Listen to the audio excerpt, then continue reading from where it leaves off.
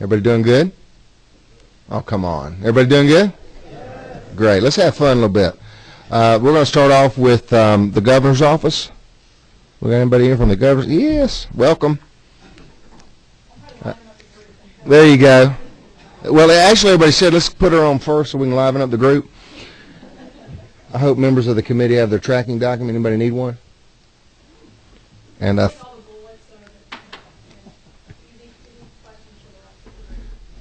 they're no. Now let's listen. Let me be fair. They've already told me that.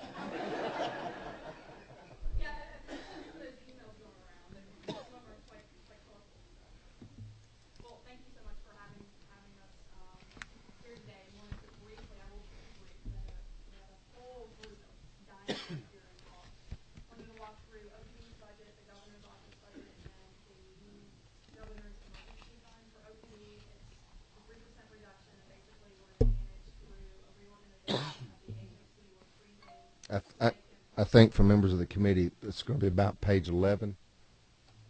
Thank you. Go ahead. I'm sorry.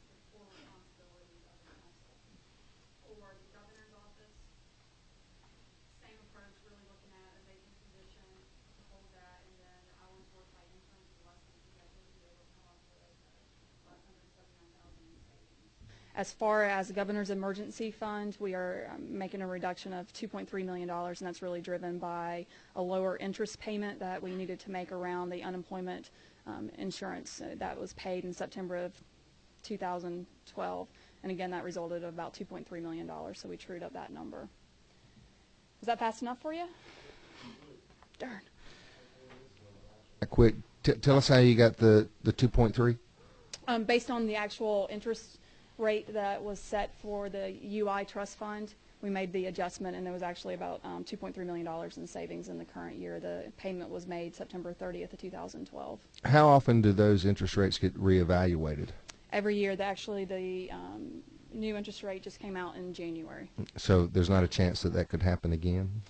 Not for the current year, because we just paid Dang. in September, and we do have some savings in 14. But pretty straightforward on the reductions. Right. Any questions from members of the committee? You knew. Chairman Martin. Well, welcome back, right? Glad to be back. The emergency fund, this would be funds that the governor would use for, I mean, obviously emergency. We'll never forget the thing we got out of Albany State one time after the flood down there. The example, but for disaster, that sort of thing. Absolutely. I don't mean that. Because of today, we would have to make some. Well, that was my exact question. Is that still a good number, given that, I mean, it looks like we were pretty hard hit up in North Georgia. It may just be something the chairman wants to look at. I would not be surprised if you wanted to take a second look at that after assessing the thing. There's some people really hurting up there. That was the only question. Absolutely, and we can look at that, and we'll continue to look at what's happening and you know, this amount of damage that's produced from the tornadoes today. Chairman Martin, if that's a specific request, I think that's noble, and if you can give me your answer to that request as well as just CC me on that, I'd appreciate it. Any other questions from members of the committee? Let's see, wasn't that easy? It was a piece of cake. Yeah, I'd recommend you leave when the others get ready to talk about you.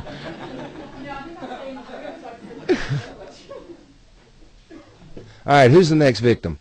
Office of the Child Advocate.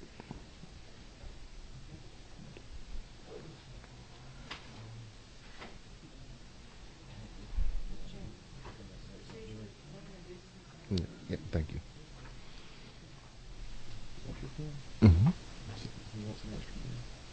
And for procedural, because we have some new members, and if you would, please introduce yourself and your correct formal title. Sure. Good afternoon, Mr. Chairman and members of the committee. My name is Ken Perrin. I am the Chief Financial Person for the Office of the Child Advocate and an Assistant Child Advocate. Mr. Ryan Stanford is here standing beside me, and he also works with financials in our office and is an Assistant Child Advocate as well. Ken, if you'd be kind enough to spell that last name. Stanford? No, yours. Mine, Perrin, P-E-R-R-I-N. Thank you. Thank you, sir. Okay. We, along with the director of the agency, Ms. Boga, have reviewed the requested budget cuts, and OCA is ready to perform as requested. The cuts are coming primarily from operational expenses that include spending less on 1, IT services, 2, personal services, 3, contractual services, which would include IT services, software, and anything that's computer related, and 4, other operating expenses, which would include travel, coming primarily from a CJA grant and another grant that has previously ended. The travel is to provide trainings to child welfare professionals around the state and child fatality review professionals. OCA will be able to continue to perform its services to the citizens of Georgia and absorb the recommended cuts for fiscal year 2013.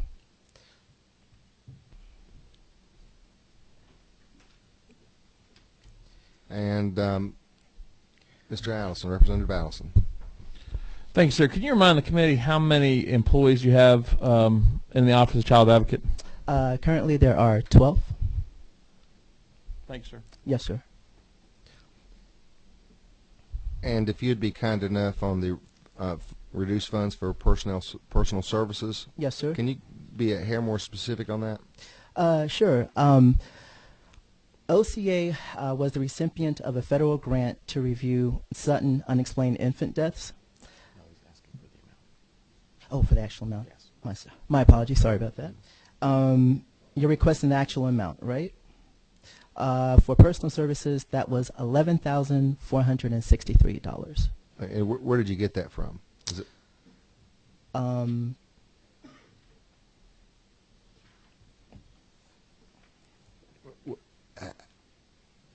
What are personnel services?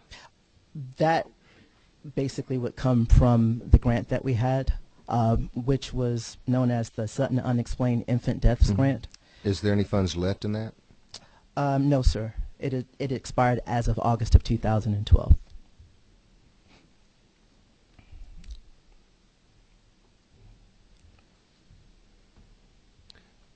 Thank you. Any other questions?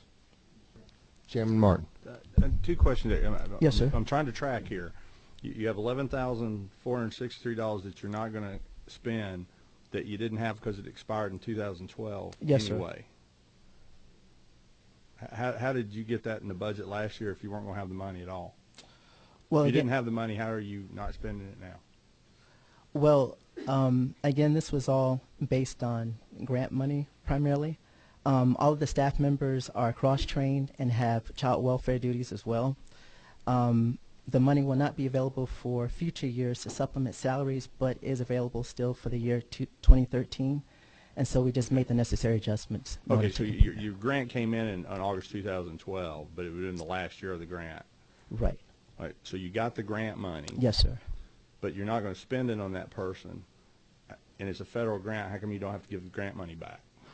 Well, the money has been spent, but what we had to do with such a small staff in our office is to cross-train everyone and to make sure that all the duties were cross-referenced. So, Okay, am I understanding your question correctly, or? Well, but I don't want to belabor the point and take the committee's time with $11,000, but this goes to things that make me wonder, okay, because it sounds like what you did is you got grant money Sure. to pay for regular operations of the department, and you're saying you spend it on other things, and you did the grant because you cross-trained people. It's what it's. Why'd you even need the apply? money? You know, these are really excellent questions, but but let me just level set and tell you all this. The beauty of having the grant was that not only were we able to educate our workers in the office, but also educate members who worked in law enforcement and who also worked with other child enforcement agencies. We spread it out. I mean, we divvied it up towards travel. We divvied it up towards having consultants. We divvied it up towards having experts come in to fly around to train. So what I'm trying to say basically is the grant money was well spent, and I apologize, I misspoke an error earlier. The end of the grant ended in August of 2012. All of that has been spent. All the money is gone. What we've had to do is make sure that each and every person in our office is cross-trained, and to make sure that each and every person has the skills, because we knew that the grant was going to be ending and we weren't sure exactly if we would be renewed for another year. So this was our way of making sure that we had all of our people in place for skill sets, and to make sure that whatever future programs that would come along, if we were asked to participate, we would have the manpower and the woman power to contribute. Ma'am, follow up. Please. I won't belabor that point. Do you have any other lapsed positions in your office? Any lapsed positions? Do you have any unfilled positions in your office right now? No, sir. Everything is full. Are there any other grants that you're receiving that you're actually using that money and cross-training other individuals? Or is this the only one by coincidence? Currently, we do not have any at this time. We are hopefully expecting another one to come through in the spring. Any other members of the committee? Thank you. Okay. Thank you, sir. all. Appreciate your time. Thank you. Georgia Commission on Equal Opportunity and former colleague, the illustrious one.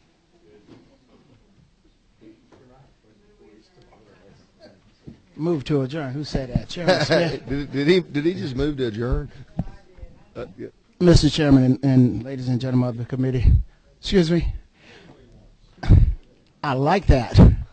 I stand here in agreement with the governor's recommendation for EEOC. We've had a very tough year, but we managed to make it through, and we are still providing the services for the citizens of Georgia. We absorbed the cuts that the governor recommended. Last year I had to lay off 4, so we started out with 12, and now I'm down to 7. So please, please, just be very careful with the agency, because it provides a great service for the citizens of Georgia. And we made tremendous changes in the agency to make it more efficient and effective for the citizens of Georgia in the area of contractual agreements. There need to be one, or a website. We redesigned the website, postage, internet service. Wherever we can make adjustments to save taxpayers money, we've done that, and still provided the services for the citizens of Georgia. For the members, for the newer members, if you would, just give us a 90-second, 2-minute, what your agency does. Okay, Georgia Commission on Equal Opportunity, which I am the executive director, Melvin Everson, most of you know me. We provide investigative services for the housing side of the agency as well as employment. And on the employment side, we only investigate complaints coming in from state agencies, DOT, DOE, Insurance Commissioner, DOR, and we have 100 days in which to investigate those complaints and then decide whether or not it's a cause or no cause case. And then we'll move forward with the ALJ, Administrative Law Judge, to hear that case to see if monetary awards are needed for the complainant if they're found guilty, the respondent if they're found guilty. On the housing side, it's a little bit different. Let's stop there. Do you keep a log?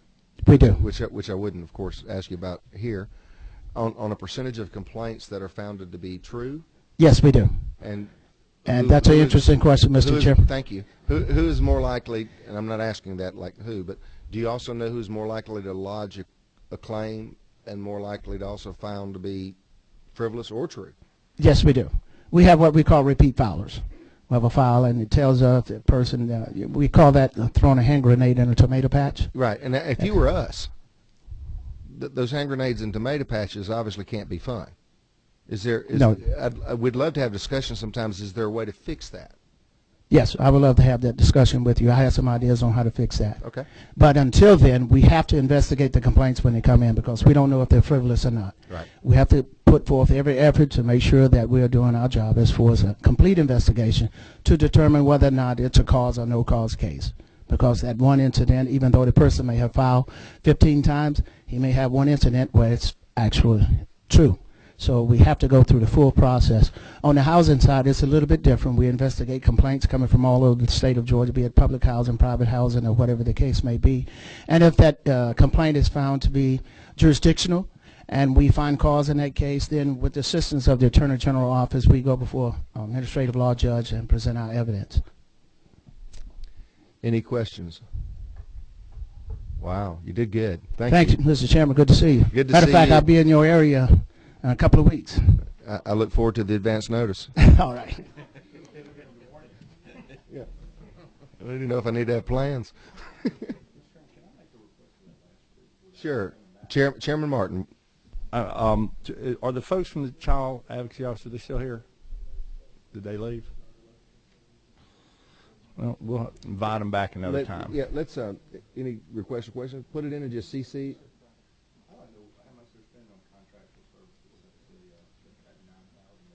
Which contract was being cut or how much they were spending. Very good. Thank you. The Governor's Office of Workforce Development.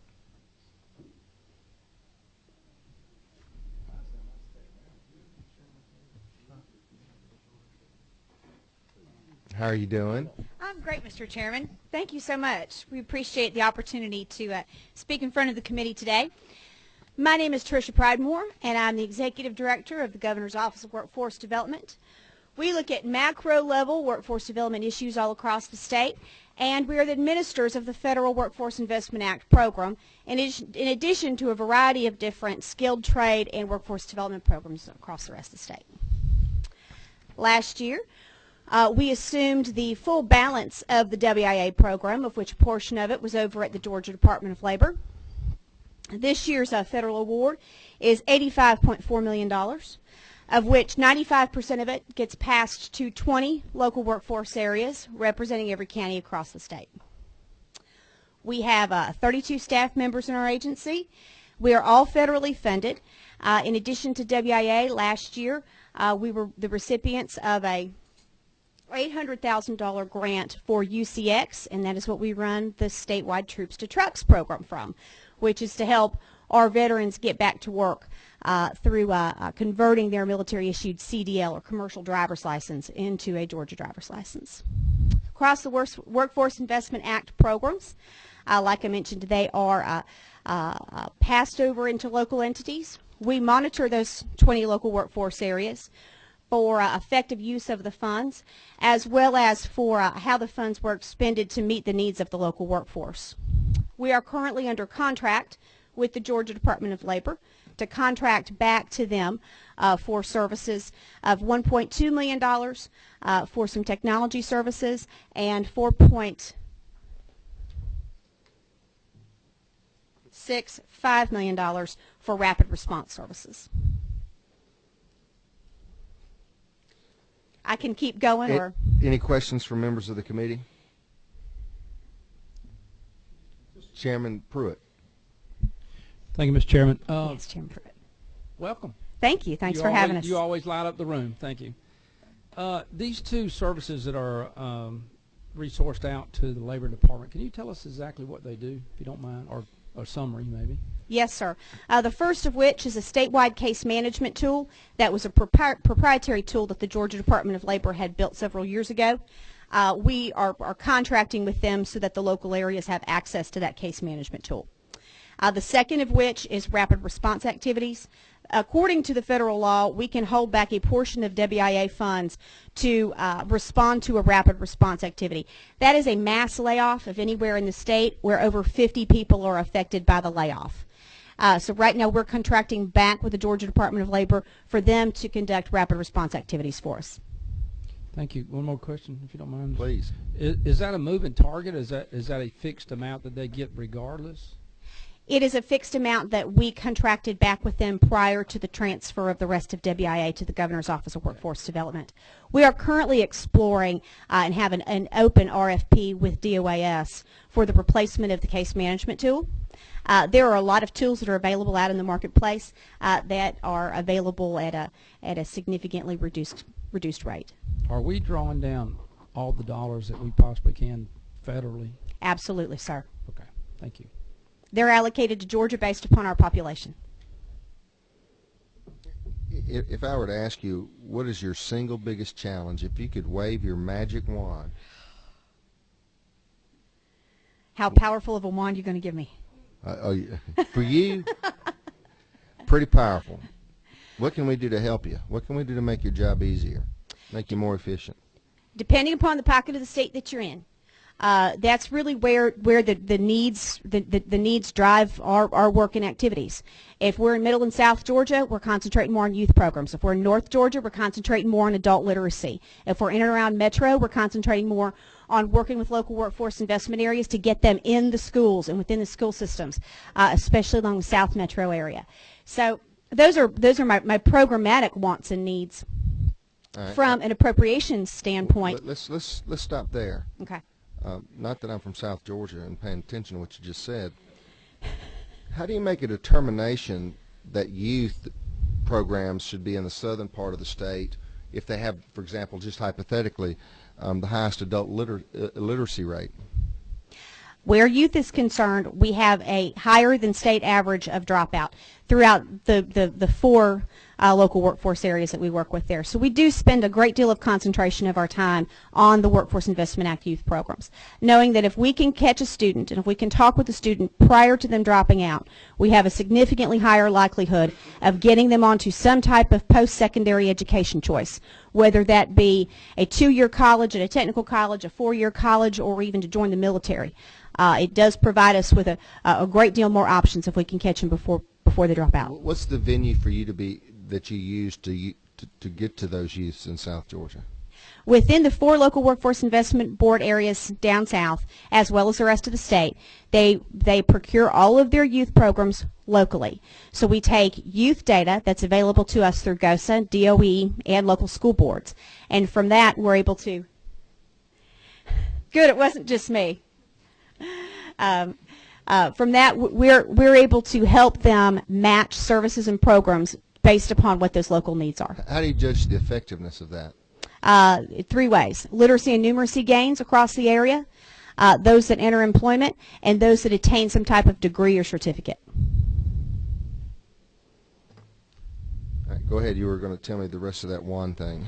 The rest of my magic wand. Well, a minute ago I was wishing for a light. Yeah. What we have a significant need across our state to really address the needs of veterans. Georgia has the 4th largest number of returning veterans from Iraq and Afghanistan, and we are working every day to provide new solutions and new tools. Maybe it's something as simple as cutting some red tape for veterans, or maybe it's something as more complex as providing for veterans and their spouses a priority of service in the workforce system. But getting those folks back to work faster, speeding the time that it takes from the time that they're able to get here to where we can put them back in the workforce, that's something that I think that everybody can get behind. I certainly agree with you. Are those geographical pockets where they return? It is statewide, sir. But of course you have a higher concentration in and around Augusta, Fort Stewart, Fort Benning. Yes, sir. So do you concentrate your efforts in those particular areas as much as you can? As much as we can, sir. Yes. I'd love to talk to you more about that. And I would love to have that conversation with you. Any questions from members of the committee? Great job. Thank you. Thanks, y'all. We appreciate it, and y'all let me off easy. 14's coming. Georgia Emergency Management Agency.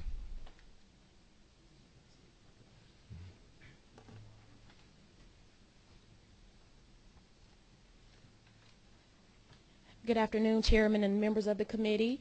My name is Seporia McMillan, and I'm the Finance Director with GEMA.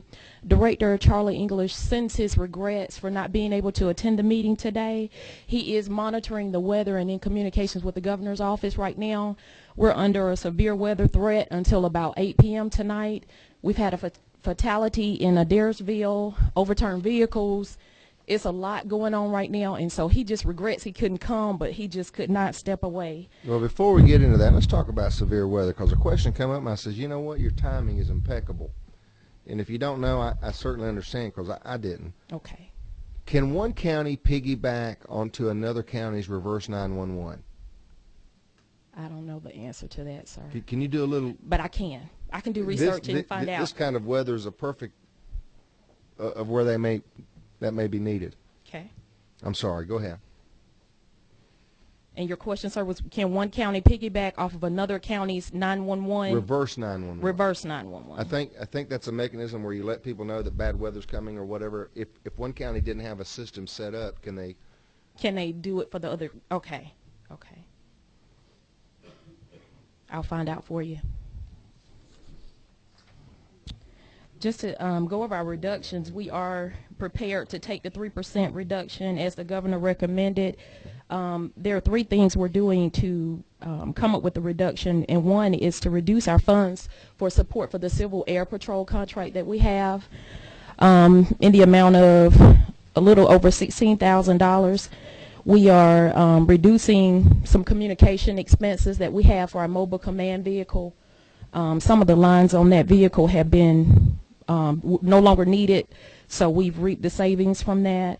Also, through attrition, we had one long-tenured employee retire, and we actually eliminated that position. And that's how we've come up with our reductions, and I'm able to answer any questions you all may have. I'm going to just ask the obvious to anybody listening today. You put eliminate, which I really like. Mm-hmm. Why not left unfulfilled? This particular position handle a lot of our 911 functions. The reason is when the economy turns around 4 years from now, mm-hmm. 3 years from now, 1 year from now, 6 months from now, tomorrow, mm-hmm. then don't you think it's a little hard to ask if it's gone? Yes. Because then I'm going to sit there and go, you didn't need it. Exactly. Right now, we're working on, I believe we're working on legislation to eliminate some of the functions this position handled with 911, which falls outside of GEMA's mission.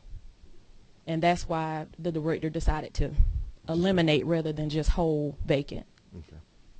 Thank you. Any questions from members of the committee? Thank you. Great job. Thank you. Thank you. Yes. In the past, when we've had, you mentioned long tenured employee, and I won't get into that. I'm sure they had great service here. In the past, when people have had been in a position, folks had retired, mm-hmm. there had been what I guess forfeited leave, and I'd had conversations with folks before that was actually more expensive when the individual left than them staying, because you had to pay out the forfeited leave all at once. Did this person not have any? And I can't dive deep into the right. I mean, I don't want to get into the person. Special circumstances that affected that balance before she retired. All right. So that's not an expense yet. I just wanted to make sure that expense wasn't in there and you didn't think about it. Exactly. Good enough. All righty. Thank you, Mr. Chairman. Thank you. Secretary of State. Members of the committee, you'll find that on pages 20 and 21, I believe. My cheat sheet's correct.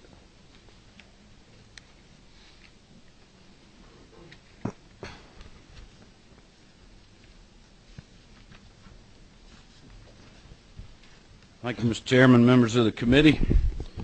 Great to be with you this afternoon. I'm not going to go through, because I did present to you all in the joint committee the first day of the budget hearings. I didn't want to spend a lot of your time going back through all of those details, but I did just want to go to the tracking sheet and recap just a few items that I wanted to point out in the governor's recommendations, and I'll start with line 42.1.1, which is the Archives and Records Center.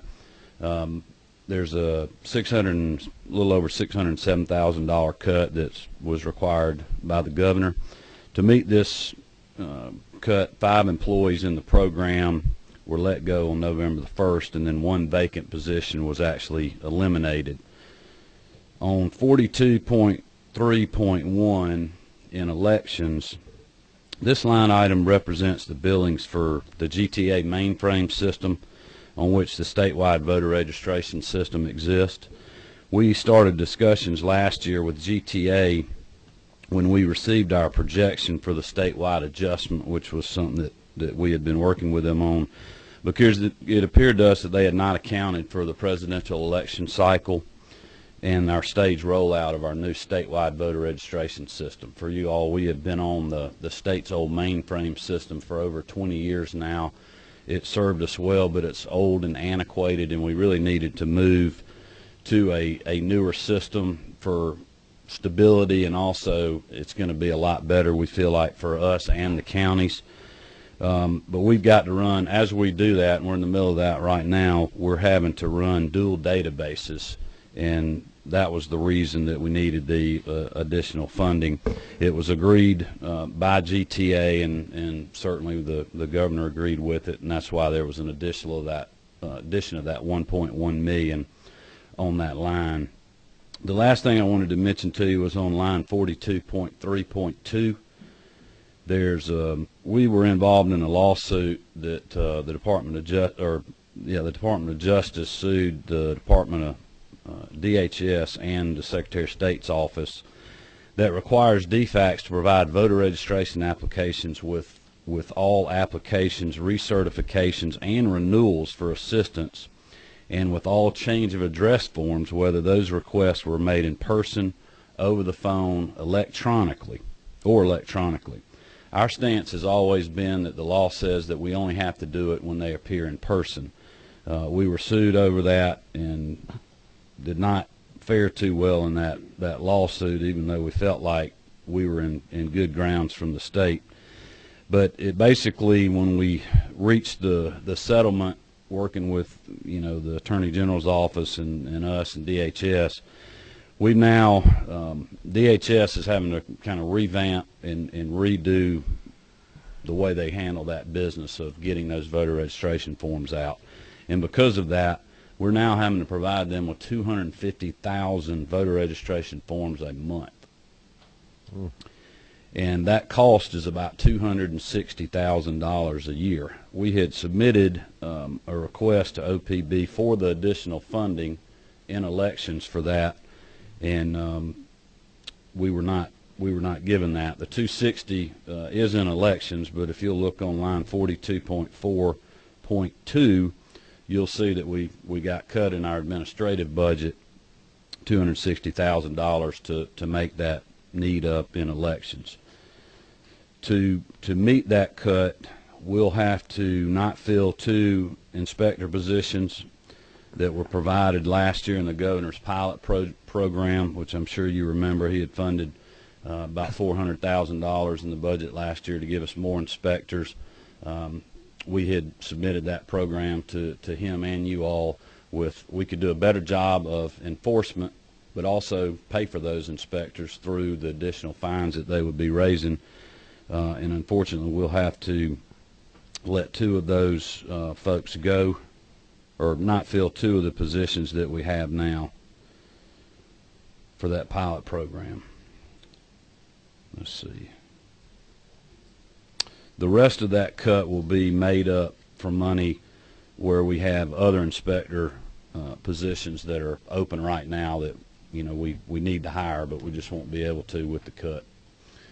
And Mr. Chairman, with that, I'll be glad to answer any questions about the different programs or things. We've had obviously, as you and I discussed, we've had a lot going on in the last year, and I'm glad to answer any questions about archives or any of the other issues that we have right now. And we just appreciate y'all's consideration. I know it's going to be another tough year for you balancing the budget. Thank you, Mr. Secretary. Chairman Hamilton.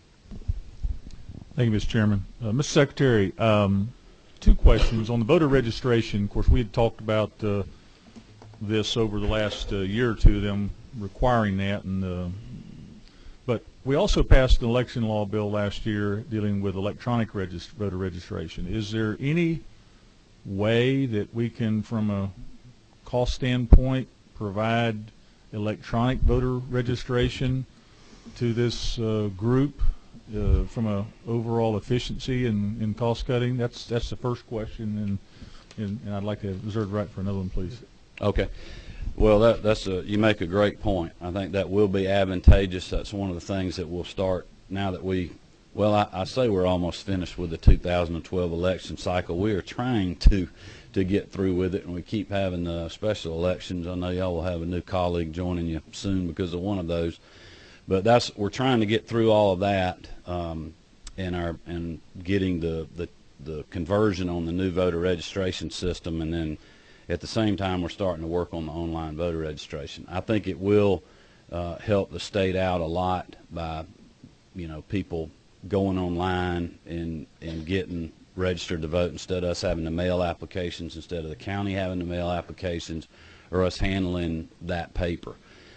That was one of my frustrations with the National Voter Registration Act that passed years ago, and we're now under the same rules when any Georgian can go on our website, print the form out, fill it out, and mail it to their county or carry it down there, and then get registered to vote. I wish I had the number of voter registration forms that we had given people every time they come in that office, month after month after month, that either don't want to register to vote, they're already registered, but by law we're required to give them that form again. Mr. Chairman, can I just clarify though on this first question? It's my understanding the money that you're talking about is to kind of catch up, if you will, this group that we owe the voter registration to. Is that what I understood you correctly, or not? Well, I don't know if it's really to catch up. It's just trying to meet the demand under the requirements of the settlement.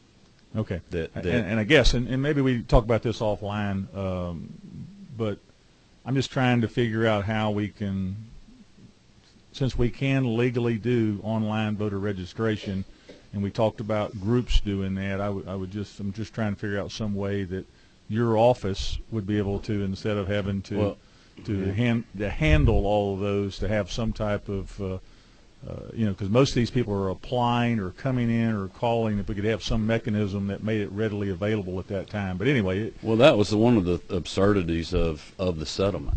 I mean, if people can get on a computer to email us, why wouldn't they just go online and download the form? And soon they'll be able to just go ahead and register to vote. Right.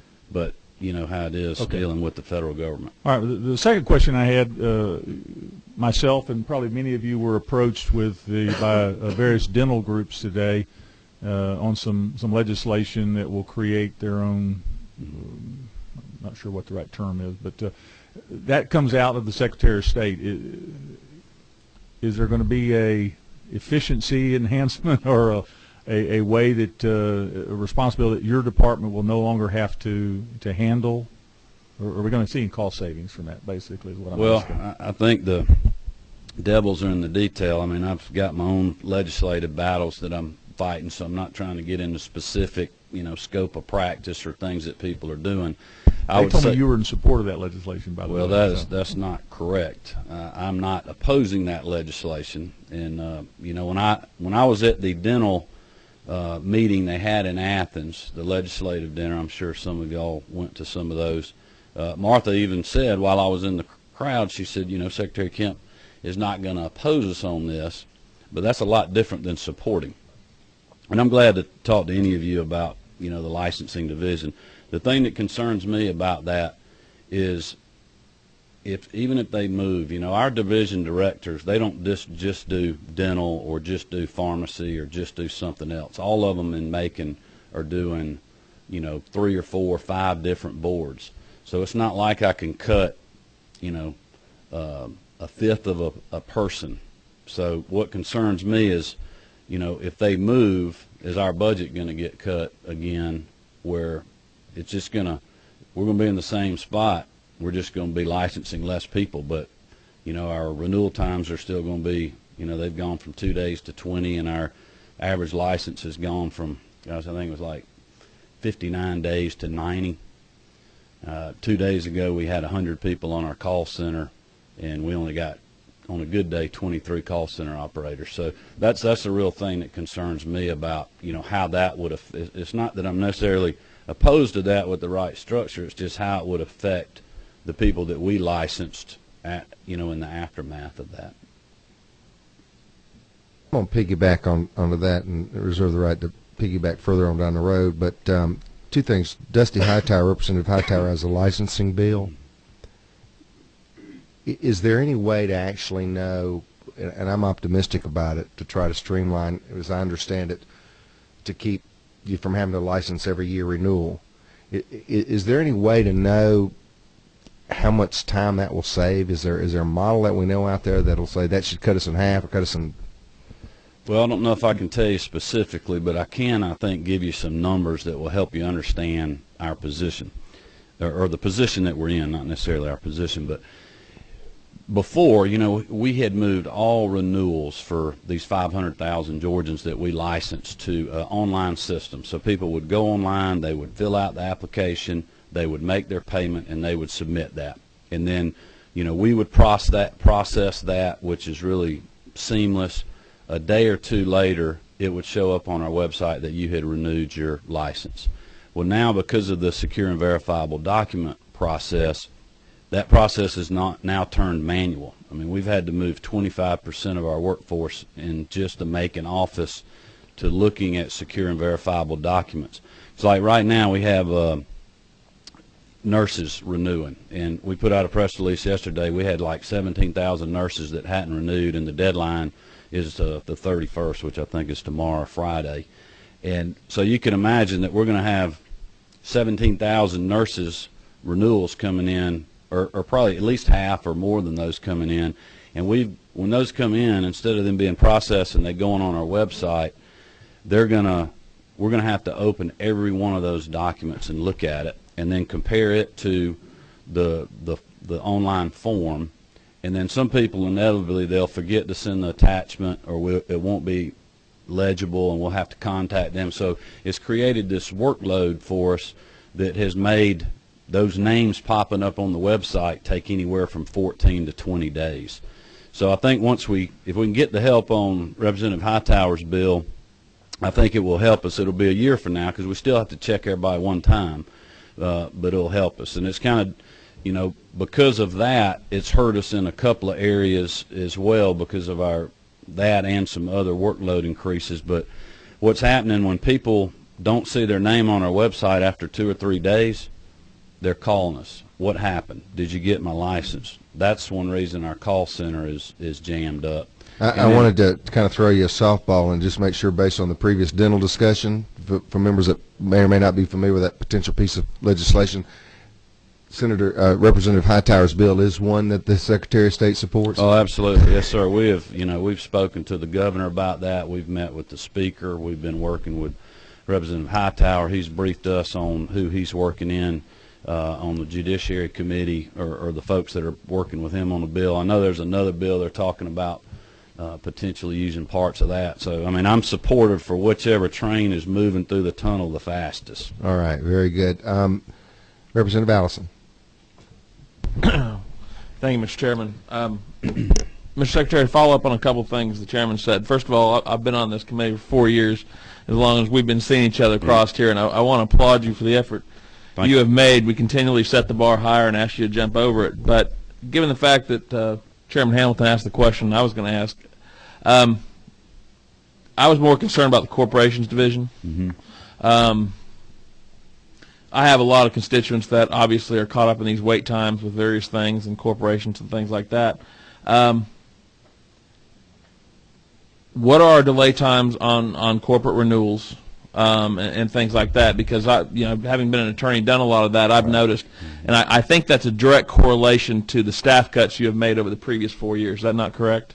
It's part of it. Yeah. We're also I don't want to interrupt your question. No, it's fine. We're also moving to a new platform, a new system this year, and it's taken us a little longer than I was told, and longer than I wanted to, but we really didn't have a whole lot of choice. Last year, I don't know if you remember this, but last year, right before the deadline, which is April the 1st, the whole site crashed for 4 days, and we had no idea why.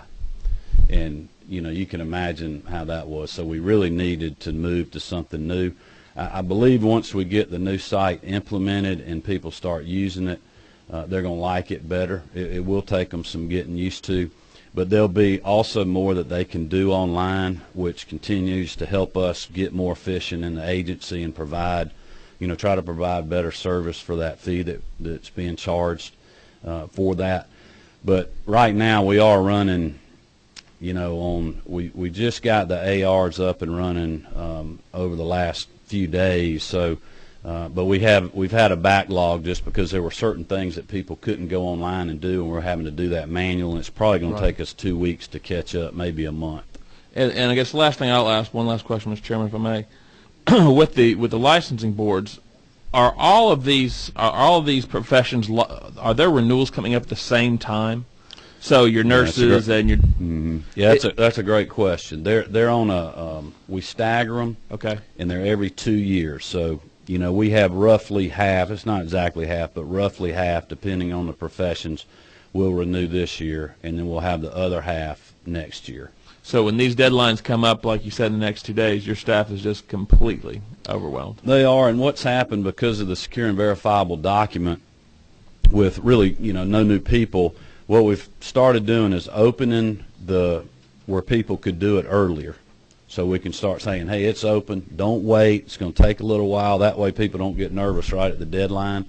And then we've also, like on the nurses, what we put out yesterday in the press release, as long as you get us the renewal on, by the deadline, we won't lapse your license, even if it takes us 2 extra weeks to get it processed. Because like nurses is one of the professions, if they miss the deadline, there is no grace period. I mean, you're either licensed or you're not. And so we are doing our best to make sure everybody is aware of that, aware of the secure and verifiable document requirement, and just trying to get that word out there. This may be a naive question, maybe it's just because I'm an optimist. Would there be any way to incentivize an early renewal that might be able to stop this last-minute rush? I mean, would that be something that your office would consider, or we could help you with? Because oftentimes in the private sector, we encourage early renewal. We see the exact same thing with our good friend from the Ethics Commission, where everybody waits to the last minute, and then they're mad at us, and we're going, well, I'm sorry you waited 2 months before the deadline. I mean, that's certainly something I can get some feedback on if there'd be a way to structure that. I think the problem that my first initial thought is, the problem with that is if you're incentivizing somebody to go early, they're going to then be going when somebody else is licensing. So does it create peak times I mean, I think our staff has done a really good job of trying to feather things out where it's pretty consistent. And normally at the end of the month or end of a period, we get bumps, or after a holiday. And what's happened with the secure and verifiable documents is every day is now a peak day. No. Thank you, Mr. Chairman. Thank you for your answer. Yes, sir. Thank you, Mr. Chairman, and thank you, Mr. Secretary, for your report. 2 questions, if I may, Mr. Chair. One is an update on the archive situation, where we are. But the second one kind of goes to the area of red tape. It's an initiative of our house, and I've gotten phone calls from people who are regulated by boards, and they think they're overreaching. And so as like a rule or reg that is impractical yet being required, and I'm curious and would like to know, how many boards do you have that regulate, that we put under you? And then how do we check or make sure that they are in fact following what they need to be following? Because that's not your job to police it. It's ours to create the law. But if you get a casual remark here and there, I'm wondering if there's a lot more out there that's not being brought to our attention, and who regulates these boards once they're up and going? I mean, I'm just curious. Yes, ma'am. First of all, on archives, as you all know, we had to make a very difficult decision on archives.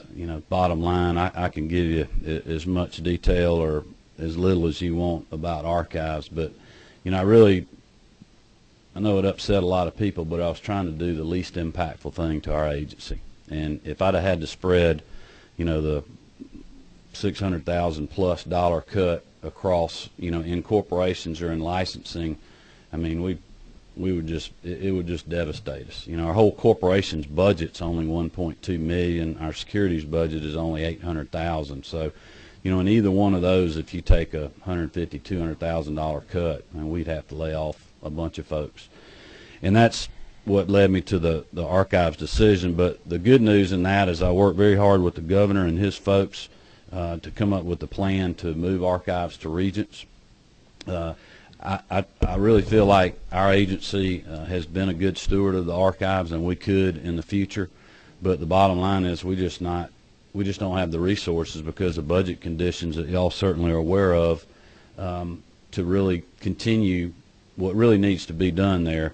And certainly the governor and I believe that there can be efficiencies found because the university system, they already have libraries, they have other things that deal with those type documents and records, and we're certainly working with them to make that transition smooth, and we'll support the legislation and the moving of the funds to do that. So I do think that's going to be a good thing for the state and really an adverse time, and I'm fully supportive of that. On the red tape comments you made, I certainly agree with you. You know, we have 43 licensing boards. We're fixing to have 44 because of the music therapy legislation last year. And with things coming this year, there could be some more that we might have to do. So we'll see how that goes. You know, there's over 200 different professions, and the boards basically regulate themselves. I mean, they write the rules for the profession. Certainly the laws govern that sets the rulemaking authority up. And I will tell you that we have a lot of boards that have really been working with us a lot to try to help us be more efficient on things that we can do that aren't legislative. You know, there's some boards that are looking at combining themselves that they would be in agreement with, and there's other ways that we've gained efficiencies, and we're going to continue to do that. But one of the things I think to answer your question, you know, the legislature, with our support, the first year I was Secretary of State, passed the GORC bill, the Georgia Occupational Regulatory Review Committee bill, that required, you know, all boards and commissions at least once every 7 years to basically justify their existence and, you know, take a look at their rules and regs. And, you know, certainly that's still in place. Our agency is a part of GORC, and we stand ready to work with whoever would like to, you know, initiate any lookings at those type things.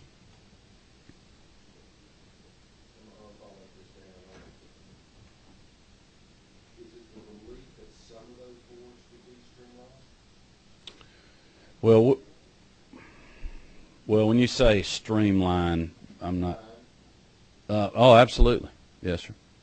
I think the issue, you know, our approach, Mr. Chairman, is to absolutely. I'm having one too, by the way, Mr. Chairman. Thank you for allowing me the opportunity to get out of the Capitol. I mean, our position. Certainly, you're all aware of the licensing legislation that we tried to do last year to streamline things. We're still working on that. We've moved a long way and have a lot of people that are supporting us on that, and the ones that are still not sure, we're still working with them, and I don't, you know, we're going to keep working on that.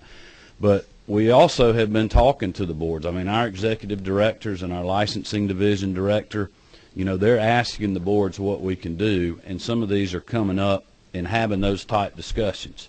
And I don't want to cause a stir by saying anything in public, but I'll be glad to share with the committee, you know, some of those discussions. But we want to try to have them agree on that, because if they don't, it puts you guys in a bad position in a legislative fight.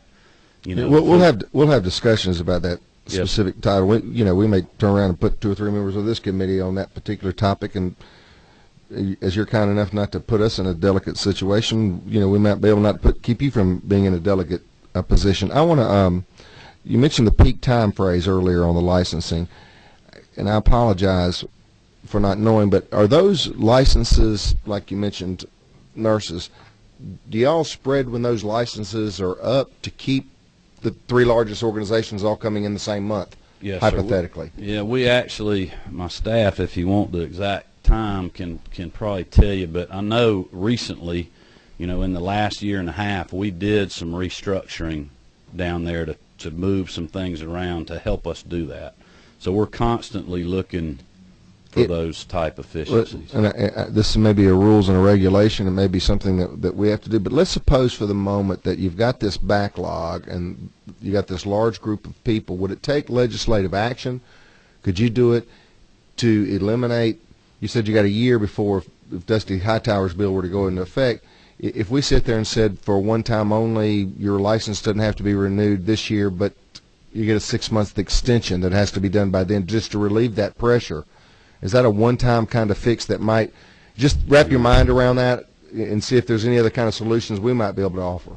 Well, I think the issue you may get into there is a revenue one. You know, if you're that. Because we you know, we brought in a lot of money for the state last year in our licensing division. So I think if you delay so perhaps that, we should shorten it. Yeah. No. Chairman, we can shorten it, Mr. Chairman, but we'll need some more people to do that. Right. Thank you, Mr. Chairman.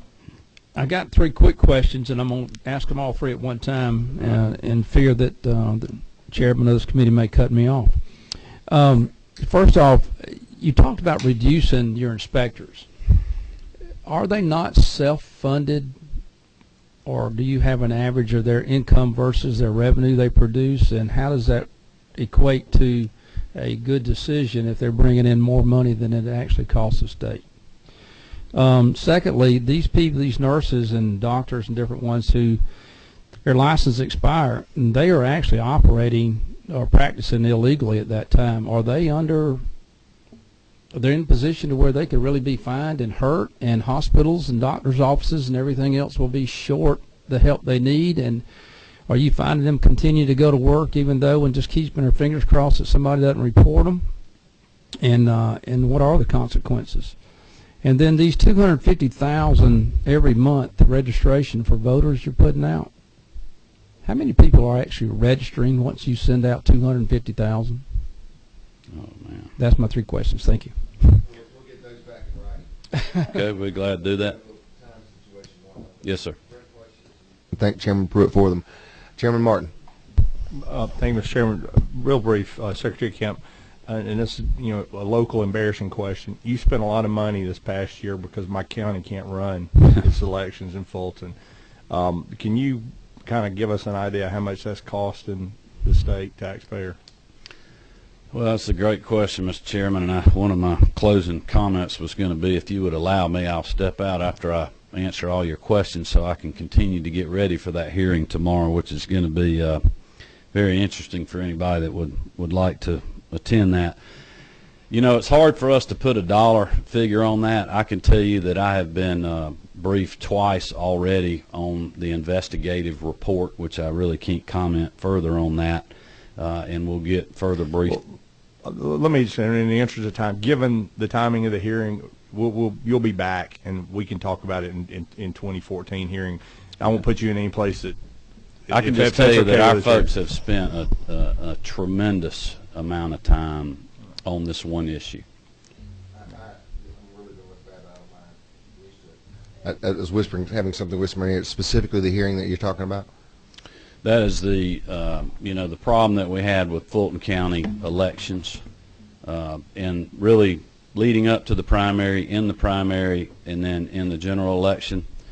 You know, you had several of your members calling our office because there were people voting in wrong districts, and that was on both sides of the political aisle, and we've done an investigation. We're having our initial hearing tomorrow. The case is so big, we're having a hearing dedicated just to the Fulton County case, where normally we have a state election board meeting. We may hear, you know, 20 or 30 cases a day.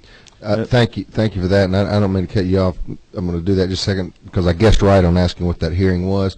But I can assure you that this committee, and at least for myself, would be very interested in seeing it. If there's some way to not stress the state for the lack of or the inaction at the local level, and how much that may tie us up, that perhaps we need something teeth related that I'd like to talk about in the future. Mr. Chairman, that's where I was going to go. I mean, it is, you know, a pointing a finger at my home and may cost my taxpayers, but we need to be able to have pressure to do that. I know specifically, I had a constituent that called and they're actually in Lynn Riley's district, that when they went to vote, they had Abel Mabel Thomas on their ballot, which is a district down here she represents the Atlanta area. Right. And they didn't have the right district. Was not showing up on the machine for them. The Fulton County hadn't loaded some of or had put the wrong machine in the wrong voting booth in early voting. So those are probably some of the things with which you're having to deal. Mr. Chairman, if you'll just allow me quickly, I will just let the committee know. We'll look at some investigative cost figures if there's a way for us to even get you a range on that. But the state election board does have the ability to assess fines, and we do that regularly. You know, we had a case not too long ago. We had some absentee ballot fraud issues, and the gentleman that we went after ended up agreeing to a consent order that he was going to pay $7,500.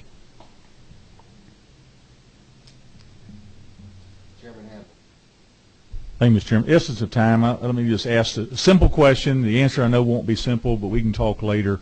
It has to do with everything that everybody said here, and that is, you know, our auto tags. Those are spread out over a year, over a birthday. Is there some reason at some point we wouldn't want to look at something like that to spread the licensing out over a year's time by the nurse's birthday or something to do that? And again, that we probably don't have. That's really more than the budget.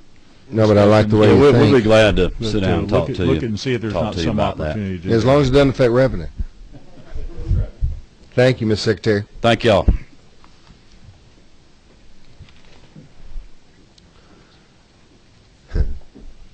After all that, this is appropriate. Drugs and narcotics.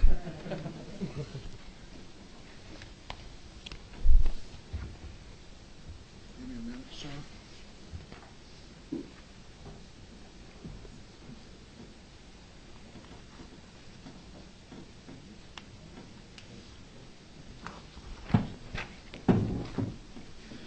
Good afternoon, Mr. Chairman. How are you? Members of the committee, can you hear me? Okay. My name is Rick Allen. I'm Director of Georgia Drugs and Narcotics Agency. And for those of you, I don't even know if Chairman Renders knows exactly what we do. No, but that's a great start for Chairman That's a good Rogers. start. Okay, thank you. Yes, sir. We, over the past year, our agency is charged with, we do the enforcement for the Pharmacy Board, but we also have other duties which include the same as like the federal DEA and the FDA. And in the last year, we got involved in a case with Carroll County where we shut down an unlicensed pharmacy that was intercepting these patient assistance drugs where you get free drugs from your doctor and from the drug companies. They had essentially $1 million worth of brand name drugs in this unlicensed location in Bowden. The only license in there was somebody's driver's license. And they had charged elderly people and such as that $250,000 carrying fee to get these drugs. So we worked with that. Carroll County called us in. The pain pill clinics that you hear about, we've been involved in search warrants from Ringgold down to St. Mary's, from Clayton down to Donaldsonville. We've done search warrants, particularly 11 pharmacies, dozens of these pain pill clinics, dozens of physicians have been arrested, 11 pharmacists have been arrested. We're working on those. You might have heard about the contaminated drugs coming out of New England where the people got meningitis. When that happened, we worked with the state public health and the state epidemiologist. I can't say that twice. And we virtually sent our agents to every corner of the state seizing these drugs. And I think we went to approximately 70 physician offices, around 50 hospitals. Cases were being made on the hospitals because they know better, the hospital pharmacies. We found in the physician offices that you go in to get a shot, I don't know, it's a cortisone shot in your office. You think you're getting the real stuff, but some of these people hire office assistants who a week before were working in a finance company, and they come in, they don't know what they're doing. The doctor says you order whatever is cheap. They go to a trade show and somebody gives them a pretty mug, and they say, well, we're going to use them. And these people will order them from this company up in New England, and they will do that, sir. We've suggested to the trade associations that anybody they set up like that needs to have some kind of Georgia license instead of just whoever pays the fee. So we have an evidence room full of contaminated drugs, and we're working. Most of our agents are sworn. It started raining. Either that or you got him really sweating, sir. Yeah. He's been meeting with the speaker. I hope it's raining. Other things we've done, we've arrested 44 pharmacy technicians for stealing drugs over the last year. Let me stop you. Yes, sir. I'm going from memory, and I'm probably wrong, but No, wasn't there something about some new pain management clinics that we'd done and established or guidelines for those recently in the last few? The medical board did some pain physician guidelines, and those are in place. And then Representative Weldon was doing a bill to register the pain pill clinics. And I don't know why, it just seems like to me that there was a confiscation provision within that bill. In his bill, probably, yes, sir. Or not that. No, Did you get any of that? No, sir. Not unless we do a federal case. We can't do a state case. We're like GBI. If you do a state case, we don't get asset forfeiture. It goes to the state and locals. That's why we like to make federal cases. I was just wondering if that was a potential, whether it's a very much a potential. We did cases. I won't keep boring you with what all we've done. The other thing, we were involved in the synthetic marijuana cases that we're helping do the legislation on that, working with the crime lab, GBI, and the governor's office. Excuse me, a surgeon from The Ohio State University sliced my vocal cords. So, also the Prescription Drug Monitoring Act that passed a year or so ago. We got the funding for it after going through laborious. I never knew what an RFP was, and if you don't know what one is, you need to find out because they're very painful. Request for proposal. All right. And talk about your reductions, if you would. Oh, yes, sir. Sorry. The reductions, essentially, we were working with 10 agents with one open position. We've had one retire. We hired back part-time.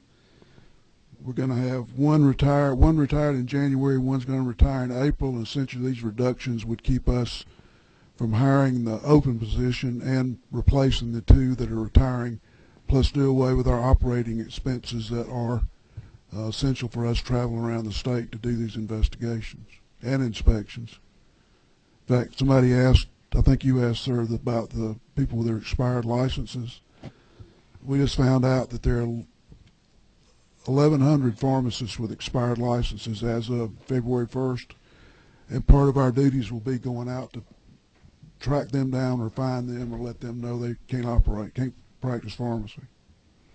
But the one thing, I'll bring it to your attention, there was a 35,000 increase from GTA.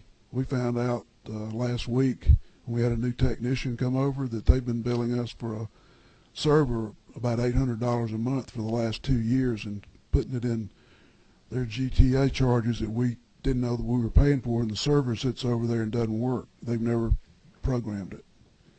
All it does is plugged in. That's it. So I can stand here and whine, but we're going to be working with. No, but I'm sure GTA'd love to hear more of it. Oh, yeah. How's that bus feeling? All right, Chairman Hamilton.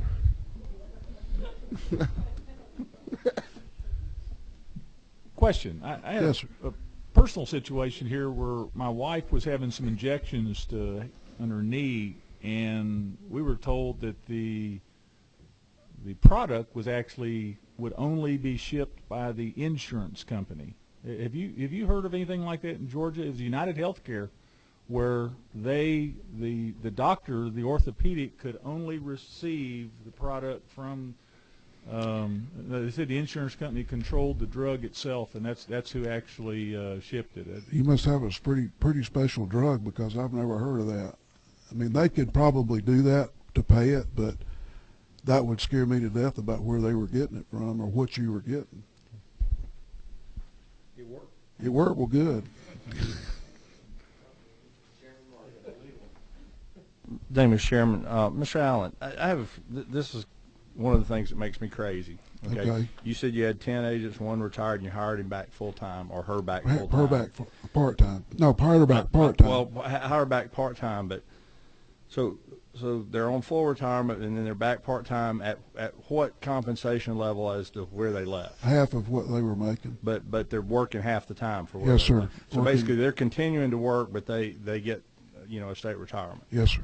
She was our best agent, and we wouldn't do that for just anybody. But well, we shouldn't. I'm just going to throw my opinion on the record here. We shouldn't do that for anybody. Okay. In the state, if she could still work, could she make that server work? Well, her husband can. But no, I mean, if she wanted to keep working, she could have stayed with the agency. But in these economic times, I think the I understand to do it. This is the first time we've ever done that. We've never done that before. I understand. Well, and from my position, it's not a good use of taxpayer money, but that's only one man's opinion. I understand. Second question I have, and forgive me, I'm new to Chairman Rinder's committee, but why are you not part of GBI? I mean, I'm not trying to take your position away or your authority, but I mean, it would seem like it's law enforcement. Because we're all, well. I mean, you're talking about making cases. You're talking no, about all of our people are pharmacists as well as licensed or peace officers. We've been around 105 years, I believe. I mean, there's a lot of lawyers in the GBI now, and I know. I just something that makes me wonder. I mean, it just it's just like where if you're all out after the bad actors. It just seems like there'd be some synergies there. But well, we used to be under the agriculture department back in the day. Thank you, Director Allen. Yes, sir.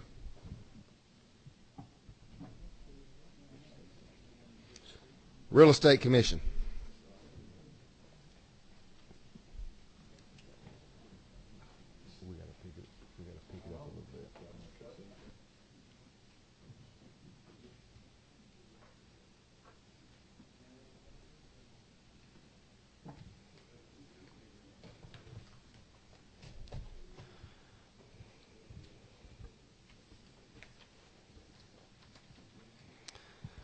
Good afternoon, Mr. Chairman and members of the Commission. My name is Bill Rogers, and I'm the Georgia Real Estate Commissioner. We're a small agency. You've been listening to numbers from the Secretary of State and some others that are big. We have about a $2.9 million budget, and the proposed cut will put us at about 2.8. Though we are small, we handle 90,000 licensees. Secretary of State Kemp doesn't get the real estate licensees or the appraiser licensees. And we do all the licensing for both. We do the education for both, and we do the discipline for both. We have about 30 employees. 14 of them are investigators, and currently we have 361 cases that we're investigating. Now, we've been asked to take a 3.5% cut as opposed to a 3% cut, and in addition to that, and you've heard me preach on this before, our agency's a little different. We are limited by law, 43-40-13. We cannot spend any state funds. We have to spend funds that are collected from our licensees. Now, it goes through the state, but the statute is very specific on that. However, the inverse is not true, and we have been collecting more than we're allowed to spend. We're limited to what we can spend by your appropriation and retained revenues. So to be fair to our licensees, we would ask that you not cut us.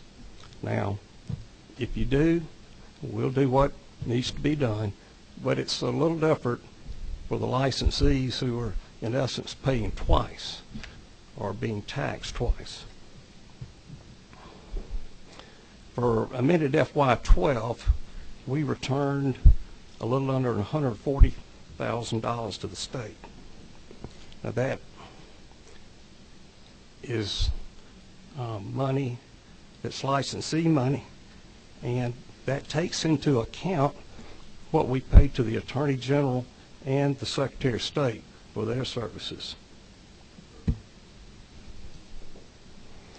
We also are having a problem with servers. We've got to replace 8, and we very much support Mr. Hightower's House Bill 125. That has affected our agency tremendously. We didn't get any additional appropriation for it, and we didn't get any additional people for it, but we processed 24,000 documents in 2012. And it increased the work to our informational services division by 20%. So we just ask if you would leave us alone and not cut us. We'd be real happy. But if you do, we understand. Thank you, Mr. Allen. Any questions? I'm sorry, Mr. Rogers, looked at the wrong place in my notes. Appreciate it. Thank you, sir.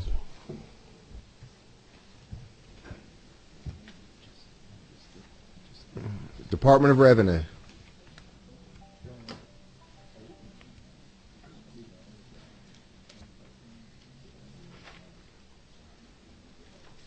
Don't know yet.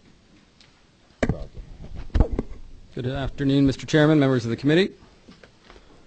I don't know what page 18 and 19 on our tracking document. y'all are looking at.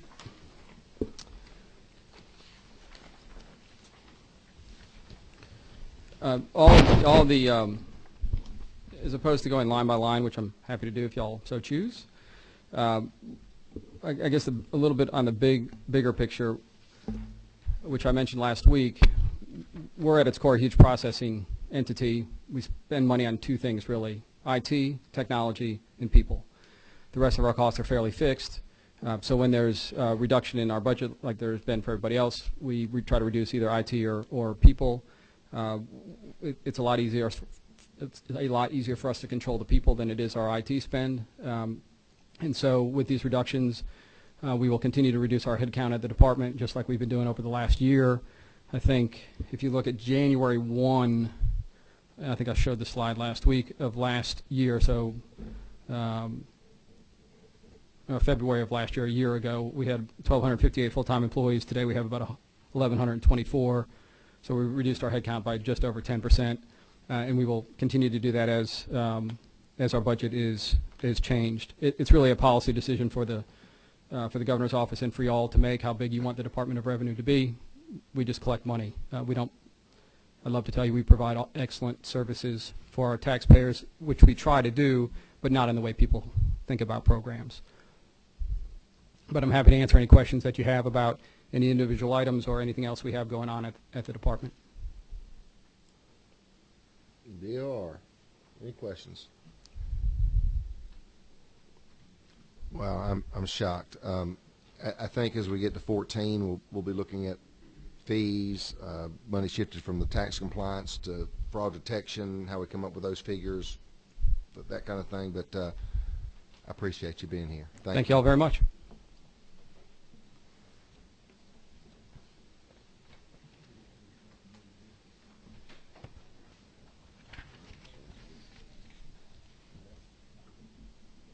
Department of Driver Services.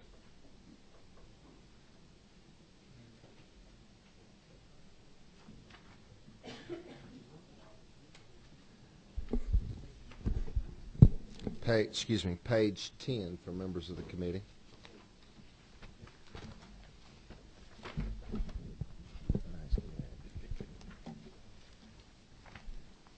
Thank you, Mr. Chairman and members of the committee. I'm Rob Michael. I'm the Commissioner of the Department of Driver Services. As you know, we provide our citizens with driver's license and IDs, about 3.5 million transactions face-to-face a year.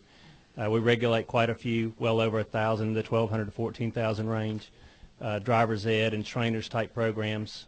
We have the state's busiest call center. We answer about 1.5 million telephone calls. For this budget, relatively straightforward. I think that the first two reductions in property liability premiums and ROE are relatively self-explanatory. There is an add in the technology, and that has we work with GTA on that. The biggest factor on that part for us has been lost my place there. I apologize. That's our GTA adjustment for the GETS agencies. Then there's also been the increase for storage and archiving for the Real ID in particular. As we've asked people to bring in more documents and scan them, it's caused us to have an increase in two areas related to that. One, the storage costs, and two, pinging more off of the mainframe system. So that's really the essence of those costs. Maybe I've oversimplified it there, but that's where it really comes from. We have seen an increase in our CPU usage there. And then also a $200,000 add for increasing our DSL lines, and it's not all of them, but in about 18 locations, going from DSL, which is about the quality you have in your home in most cases, to T1. And there's two basic things behind that. One, these are in our bigger centers. Every one of them is either in Metro Atlanta or in a metropolitan statistical area. And what happens is our systems download two things. Our systems download at night, and we have major volume in these centers. We have a limited time for the downloading to occur, and if the line's not big enough, the conductivity line is not big enough, it doesn't finish that night. It rolls over to the next night, and then eventually it ends up rolling over to the weekend. Then in the meantime, if that customer, let's say they brought in some of their documents, they got to bring something else back up. If that document has not, what they had brought in has not downloaded, then we end up rescanning what they're bringing in the second time. So in essence, we're double scanning as we try to service that customer. It causes their transaction to be longer as well. Additionally, with the service level agreements, they're much better for the T1 lines than they are for DSL lines. And that way, if the system goes down, we have a little more push to get them up so that we don't have customers sitting in our lobby waiting to get serviced. So that's very significant for us. Turning over the lobby as fast as we can, that actually does have a big impact. Is that going to fix it? It's not the silver bullet, no, sir, but it will definitely have an impact. There's no doubt about it. And again, that's not all the same. How much does it cost to fix it? Sir? How much does it cost to fix it? To fix? Yeah, well, yeah, the Which problem, you part? said it's not the silver bullet. I apologize. I thought when you said the problem, you meant getting people in totality out of the systems. That will definitely fix the T1 lines for those 18 major areas.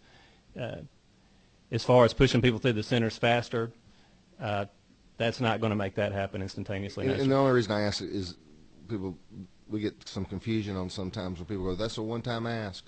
And it's amazing. Sometimes they come back and go, I meant one time last year and one time this year.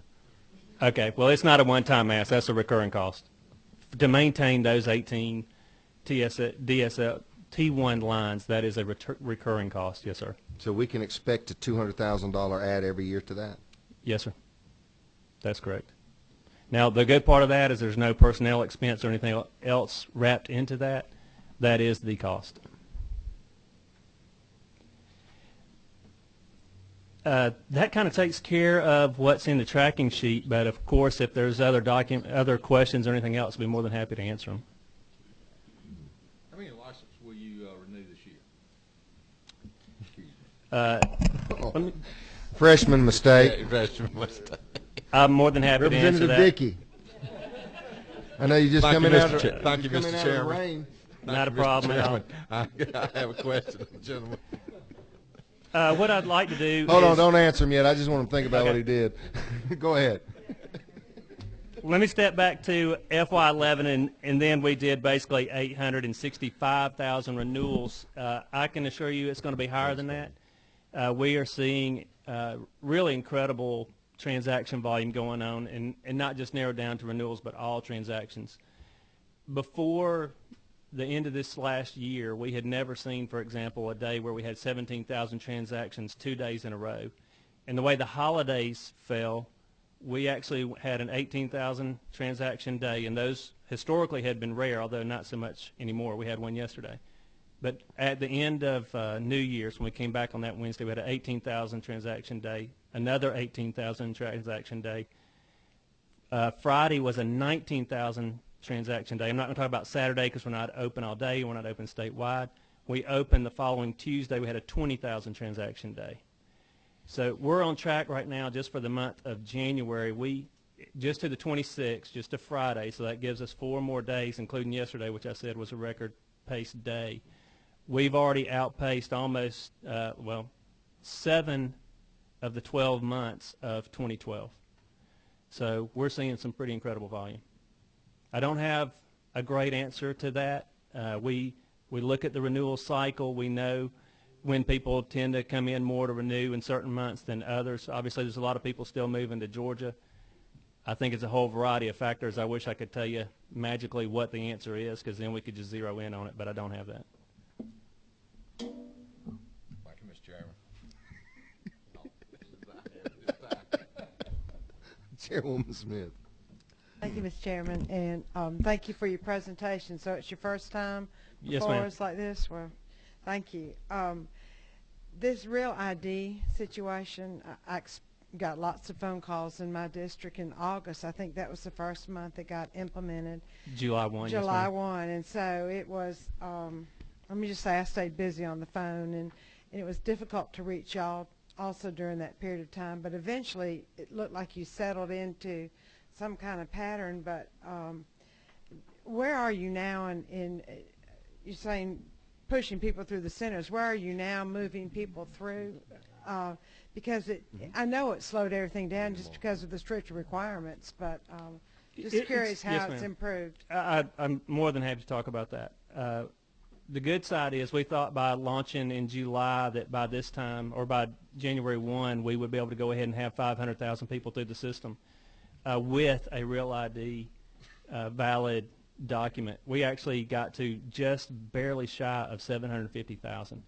But we started July 1. There definitely was a learning curve. We had a grant from the federal government to do a lot of media. It was a $900,000 grant.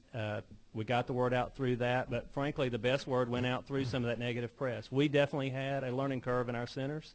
The public had a learning curve. I look at all the negative media that we had, particularly in the month of July. The silver lining of that was, though, more people knew there was something different, so I think they started investigating more. But a couple of keys to how we got through that time, because while the lines aren't where I'd like to see them today as far as the shortness, they're much better than what they were in July and August. So we've learned. That's a big factor. During that time also, we pumped in a lot of temporary employees to help move folks through. There are some things that folks who can't issue can do to help us. Now, we've had to cut that staff because we couldn't maintain the budget with keeping those folks there, but that had a big impact. Another big impact was just being flexible. I think especially one of the biggest complaints I'm going to guess that you received, because it's one that we received the most, was especially with women who had gotten married once or multiple times and had a name change. Yes. So to give you examplability of our flexibility, we originally said that you had to have an original copy of your marriage certificate, and this is all assuming you don't have a passport. If you have the passport with the current name, then that takes care of that issue. But let's just say the constituent doesn't. We were saying, for example, you had to have the original. But quickly, our customers are pointing out to us, hey, wait a minute, I have a Social Security card that has my married name on it, and I had to go present a marriage certificate to the Social Security Administration to get the name changed there. I can't find it today, but obviously I had it because they changed it. Well, we didn't realize that when we launched. We investigated that, realized that was absolutely true. So within a couple of days, we're able to change the documents that we could accept. So I think that had a big impact. We've stayed very flexible, but that part's still not perfect.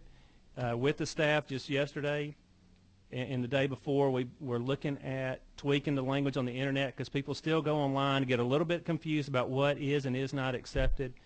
So it's an ongoing battle, and we're open to suggestions, but we're tweaking it. I mean, in these cases, I guess on a weekly, absolutely a monthly basis if it's not weekly or daily. Mr. Chairman, one more follow-up. Thank you. When I went and did myself some site visits just to see, in fact, what the people were going through, and it was a couple just logistical things. The information that a person renewing had to check was posted behind the desk where you actually did your renewal, but my lines were at the door and all the way down, so nobody knew till they got up there that they didn't have the right stuff. But the next time I went, it appeared to be working better. And also, I want to compliment the workers because they were very courteous even through all the stressful times, so I want to make a point of that. But there are just a couple things I thought, well, someone needs to post that in the front as opposed to an hour and a half later. And that might have been an error there on us not following our procedure, because our procedure was that we had the signs out front from the very beginning, so maybe we didn't do that at noon, and if we didn't, I apologize. Oh, you already know where I'm from. So. So Nothing general about my comment. And they were nice. I didn't want you to know that. And there's two points you bring up. One, in all the bad media, there did seem to be a very consistent reflection, especially from us and the emails we received, that the staff was always courteous. They were. And they took a lot of heat. They're still doing it today. Mm-hmm. I can tell you offline about two very recent situations that we had. We actually had law enforcement have to come in and help us. But wow. So folks do get a little bit heated. They went after me first, but then I'm glad to. I can tell you, I stood out in the Norcross, which is our busiest office, and I worked the line there myself, not behind the counter, but out front with the customers on their side of the counter, and I took some heat too. So I did make sure I was feeling the pain along with my staff. Thank you, Mr. Chairman. Thank you, Madam Chairwoman. Chairwoman Carter. Thank you. Yes, ma'am. Mr. Chairman, when we legislate that additional designations are going on the driver's license, such as traumatic brain injury, how much more work is that on your office? On the front end, we did have a lot of work to do because we had to do the programming to make that happen. If we were to add a category today, be easier? I don't know that it would be particularly dramatic for us to do that if it was just in that area. Now, if it comes back to adding something on the front of the license or whatever, we're really, the license itself, despite, I mean, if I show you mine, there's a lot of blank real estate. But we have to keep a lot of the space open for things that don't apply to every single person. So there's practically no real estate left on the front. There's very, very limited on the back. But adding that where it already exists, it's probably okay. It could become problematic if someone wanted to start checking off multiple illnesses or diseases. It could become problematic at that point. Thank you. But I don't think it's the end of the world by any means. Chairman Martin. Thanks, sir. And I apologize. I did have to step out with the revenue folks. And if you covered this, please tell me. You have the big ads in your budget or license issuance on 20.2.5. You have an increase to convert DSL lines to T1 lines, and in the line or two above that, you increase archival storage and increase telecommunications expense. Who recommended that? And I'm going other places. I'm not trying to drill down on you here, but did you guys identify that? Who identified that? Well, let's start with the T1 lines. We worked with GTA and OPB on that. Right. We needed that. Let me stop you there then. Okay. All right, because GTA, and our friends that are their vendors sell that stuff for you. You're getting 19 customer service centers with T1 lines. I'm assuming you got T1. You're using all 23 channels for data, the T1 line. Do you have an IT guy here, or are you? I don't have an IT guy with me. I can tell you there's 6 meg lines. Okay. I don't know about the 23 channels. All right. Well, I mean, that's what I mean. T1, T3 is a big thing because, I mean, a T1 line, 6 or 8 years ago cost less than $1,000 a month. And I'm just wondering if what are they charging you per month per line? I believe the T1 lines are still less than $1,000, if I'm not mistaken. It's $810. Okay, well, that's a good thing. Yeah, it's 810. All right, that's like 200 line months for this $200,000 or more than that. So I mean, is this $200,000 good for? I mean, when did you convert? How many months? Well, that will cover us. The 200,000 would cover us 12 months for about 18 or 19 centers. Okay, so this is not just something you've done recently. You actually did this, and you. I don't have the money to do it right now. I got to get it approved before I can step out on that one. Well, and that's where I'm going, because, you know, if you hadn't spent that in the 2013 budget, there's no way you're going to need $200,000 in this year's budget to do 3 or 4 months worth of lines. That's just what I'm trying to get. I'm trying to get to the serial number of not taking away what you need. If you follow me, I'm with you there. And I wanted to make sure they weren't overcharging your line, and you know what those are causing. But I'd just like to know, you know, how many month line, like my, you know, man months we're buying here for the 200,000 as opposed to just 200,000. We can do that offline. Yes, sir. And the second thing is just how much storage are you buying for $500,000? I mean, what are they doing to you there? It's not storage only. It's also the CPU. The storage is actually that covers two things. The CPU usage pinging off of the mainframe, and with increased documents and increased transaction time, we ping a lot more than we had been. Okay, I'm believing in you. I'm just worried about what GTA and our vendors are charging our various agencies. So if you could get us, if you will, their price quote that they gave you, I want to make Absolutely. sure we help you. Not that you don't need it, but I'm kind of want to work with you on that, because that just seems like a world of money. And you know, since we're already in a place, the gentleman or two earlier, and you had a CPU over there that wasn't doing anything, I want to make sure they're not just putting stuff in for you that they're not going to use. Or you follow me? I follow you. I follow you. I guess my only thing is, with the Real ID Act and scanning more documents, we definitely need storage space. But yes, sir, we'll bring you the cost. Absolutely. Yes, sir. Absolutely. No other questions? Thank you, sir. Thank you, Mr. Chairman.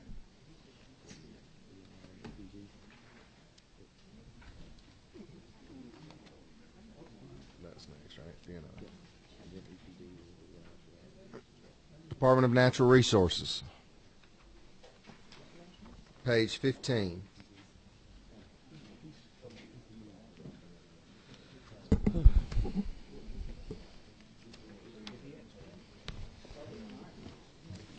You know, like they used to say in the Army, it doesn't rain on the Army, it rains in the Army. We like to think that with DNR too. We love rain.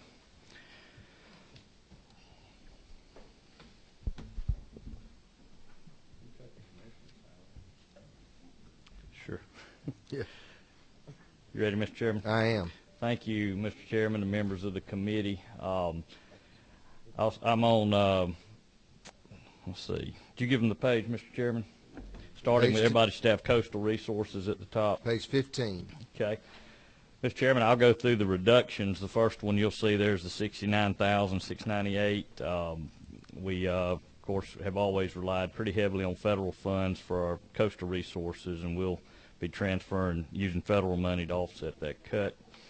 We also have just a reduction. This was a zero-based budgeting reduction of $20,000 for that division. If you'll move down to Department Administration this year, we have a $45,000 state. It's a cut, but we're replacing that with the sale of surplus vehicles, where we get to retain 45%. We get to retain 55%. DOS retains 45%. If you move down, skip over, Judd will go over the environmental protection, go to historic preservation, you'll see an $18,000 cut, and that we also rely heavily replacing that with federal funds through using some federal grants. That's one of our smallest division, historical resources. Move to state parks. Have a $62,000 cut. We're just reducing operating expenses and supplies and materials. You'll see a $356,000 cut, where we are reducing funds for personal services and eliminating 2 field positions. These are not, I said field positions, not field positions. These are administrative positions in our headquarters. We've been able to cross-train some folks, and other people are going to absorb these duties. So Go down to wildlife resources. Your first cut 625. With this reduction, we've eliminated 2 administrative positions. If you remember last year, we consolidated some of our fisheries regions, and so we didn't have a need for 2 of those administrative positions. We're also eliminating a vacant administrative position in our law enforcement section, and we'll use some hourly help as needed there. And we also started our ranger school a little early, so you had 8 positions that we left vacant for 6 months. They're in school now. They'll be out, I believe, end of April, end of May. So we just postponed that so we could use that as a reduction. We continue to use the Pittman and Robinson funds to lease some of our WMAs and for other uses, so that's a $251,000 cut. And then we just the last cut there of 325 is this includes the capital outlay. These are just some things that we really wanted, but at this time we can put those off. There's some boating access, and we also feel like in this figure that we'll be able to renegotiate some of our leases. We do those annually on our WMAs, and our partners have been very good at working with us in this economy. So all that would total a $325,000 cut.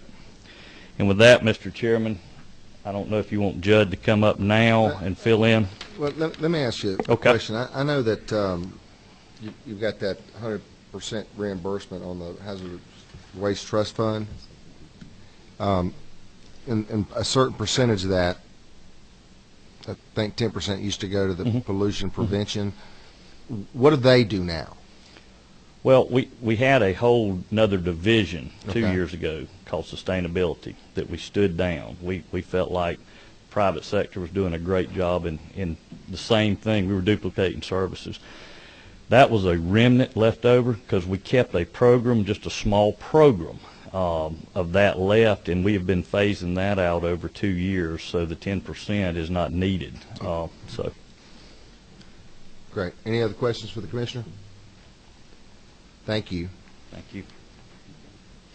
EPD.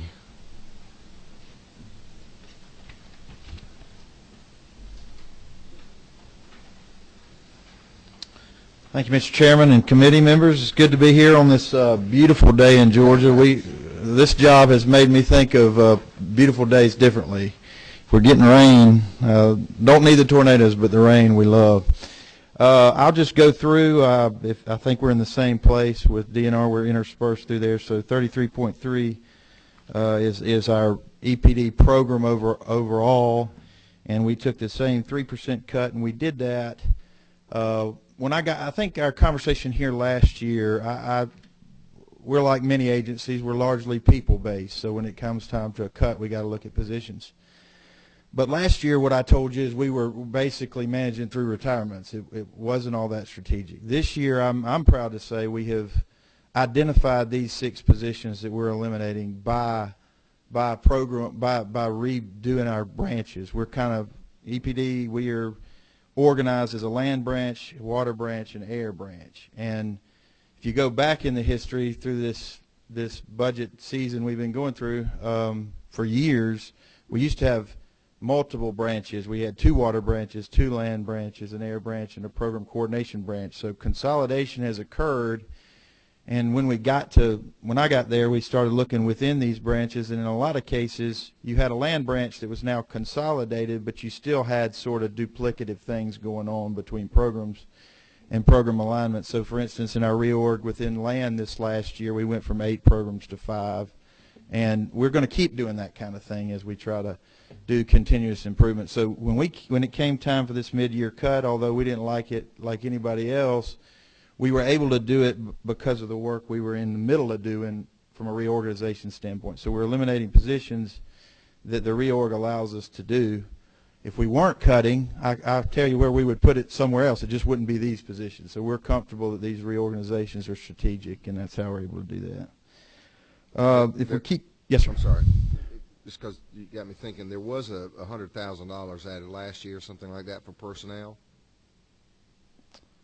In the 2013. In EPD, there's more than that. Or there was an ad at the end. Is that the 600? Yes. And so I guess what I'm asking is, are we offering up as the cut the money that was given? No, sir. We that was to fill an operations hole that I think we had. It was towards the end of the budget cycle, and I don't think this is offering up those. This is a separate process. It's not just giving back that 600, if that's your question. Go ahead. All right. In the Hazardous Waste Trust Fund, we were not subject to the 3% cut, and in the governor's budget recommendation, the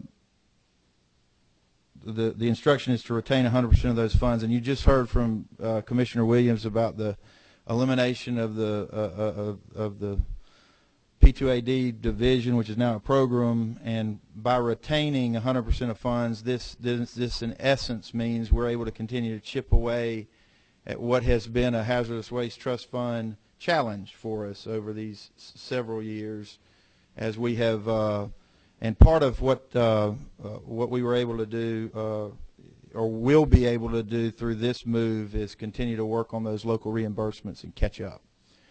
So we're happy about that. We know we're in a budget cycle, a time where we'd love to do more. Everybody would, and it's the governor's recommendation recognizes the desire to work at chipping back at those things and get us to a place where we can fully fund those government reimbursements and operate the program. What we are not doing, and we try to be clear on this, is we're not able to tackle those abandoned sites as fast as you'd like to if you had a larger appropriation. And then last is the Solid Waste Trust Fund, which we did take another 3%. That same reorganization really helped us do that from fund sources, from our Solid Waste Trust Fund sources.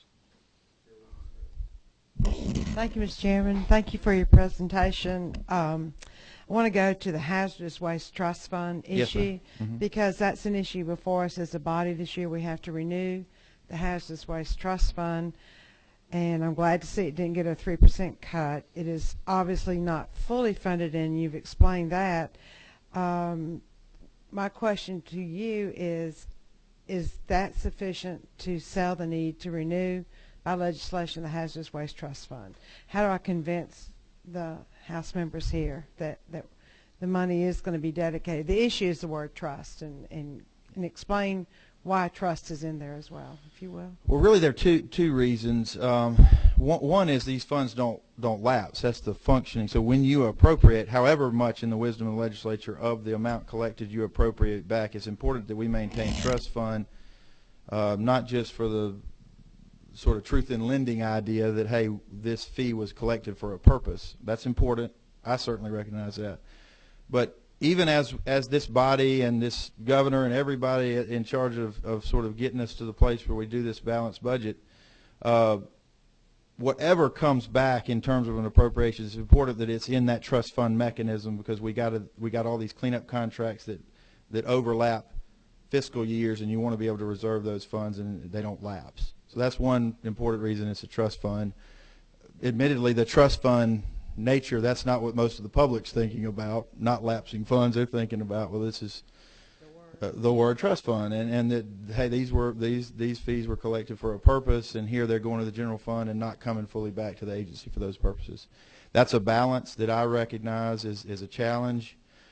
What I've tried to do is describe what we're able to do with what this body's been able to give us the past 4 or 5 years since we've been in this pattern. Again, we're working our way out of this pattern, I think.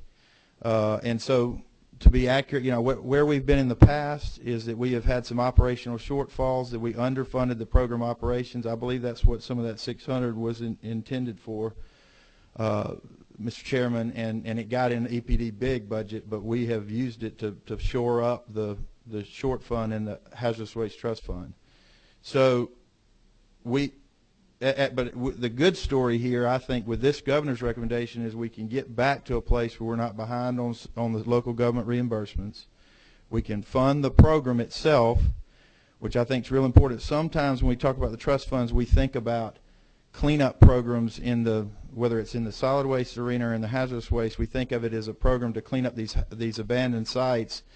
But the return on investment that the state gets is identifying the responsible party. So we can talk about how well we're doing with our base budget in program operations, but I submit to you and would really argue passionately that we need the right level of program operations to identify the responsible party that did the hazardous waste exposure to clean it up. And I can show you the history of the program to show you how many more sites we've cleaned up that way than we have by the taxpayer funding the whole cleanup in terms of an orphan site. So I think that the recommendation as it is, given the balance that we're in and the reality that we're in, warrants reauthorization.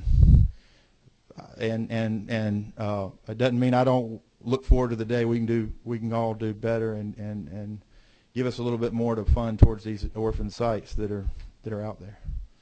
Thank you, Mr. Chairman. Thank you. Any other questions from members of the committee? Thank you. Thanks. Good news, boys and girls. That wraps us up. Another couple hours tomorrow, and we'll be ready to go. We appreciate y'all coming. If you have any questions, don't hesitate to let us know. This meeting's adjourned.